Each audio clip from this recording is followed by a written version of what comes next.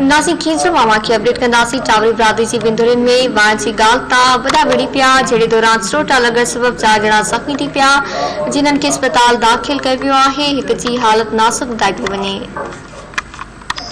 टावरी बिरादरी जी बिंदुरिन में वारनि जी गाल ता वडा विड़ी पिया जहिड़े दौरान स्रोटा लगण सबब 4 ॼणा ज़ख़्मी थी पिया जिन्हनि खे अस्पताल दाख़िल कयो वियो आहे ऐं हिक जी हालत नाज़ुक ॿुधाई पई वञे। खींचो मामा की अपडेट की पिया टावरी बिरादरी जी बिंदुरिन में ॿारनि जी ॻाल्हि तां वॾा विड़ी पिया जहिड़े दौरान स्रोटा लगण सबब 4 ॼणा ज़ख़्मी थी पिया जिन्हनि खे अस्पताल दाख़िल कयो वियो आहे।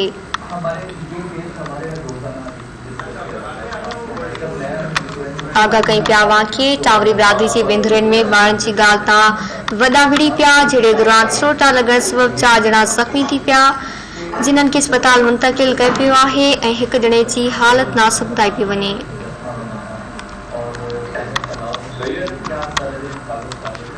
ब्रेकिंग न्यूज़ समाचार शेयर कई पिया टावरी बिरादरी जी बिंदुरिन में ॿारनि जी ॻाल्हि तां वॾा विड़ी पिया जहिड़े दौरान स्रोटा लगण सबब 4 ॼणा ज़ख़्मी थी पिया जिन्हनि खे अस्पताल मुंतक़िल कयो वियो आहे।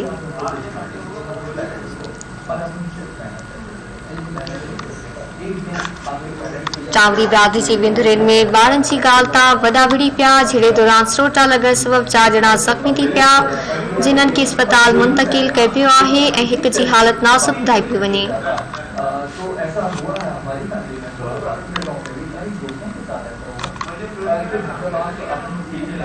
खबर वास शेयर की पिया टावरी बिरादरी जी बिंदुरिन में ॿारनि जी ॻाल्हि तां वॾा विड़ी पिया जहिड़े दौरान स्रोटा लगण सबब 4 ॼणा ज़ख़्मी थी पिया जिन्हनि खे अस्पताल मुंतक़िल कयो वियो आहे। खबर वास शेयर की पिया टावरी बिरादरी जी बिंदुरिन में ॿारनि जी ॻाल्हि तां वॾा विड़ी पिया आहिनि जहिड़े दौरान स्रोटा लगण सबब 4 ॼणा ज़ख़्मी थी पिया जिन्हनि खे अस्पताल मुंतक़िल कयो वियो आहे ऐं हिक जी हालत नाज़ुक ॿुधाई पई वञे।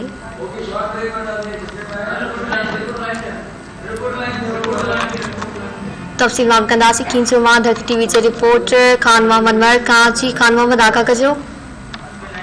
ये बिल्कुल खेंजू में पुराने टावरी बिरादरी जे बिंदुरिन में झड़प है 4 माण्हू ज़ख़्मी थी पिया वो यूसुफ तौरी वासी फैज़मो तौरी शहजादो तौरी जे ॿारनि जे पुराने तकरार सां झड़प थी पियो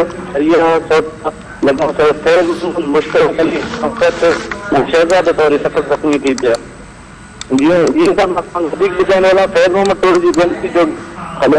मुंतकिल कयो आहे। ज़ख़्मी शौकत तौरी ॿुधायो त असांजो पंहिंजे बिरादरी जे माण्हुनि शहजादे तौरी सां तकरार आहे जेकी आज़री ते वञी रहिया हुआ त खेंजू लिंक रोड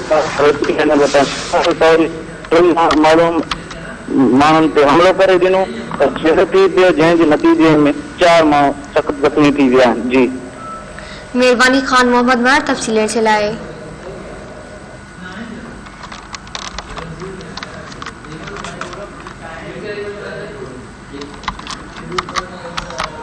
जी नाज़रीन वाक़िए आगाह कयूं पिया टावरी बिरादरी जी बिंदुरिन में ॿारनि जी ॻाल्हि तां वॾा विड़ी पिया जहिड़े दौरान स्रोटा लगण सबब 4 ॼणा ज़ख़्मी थी पिया जिन्हनि खे अस्पताल दाख़िल कयो वियो आहे।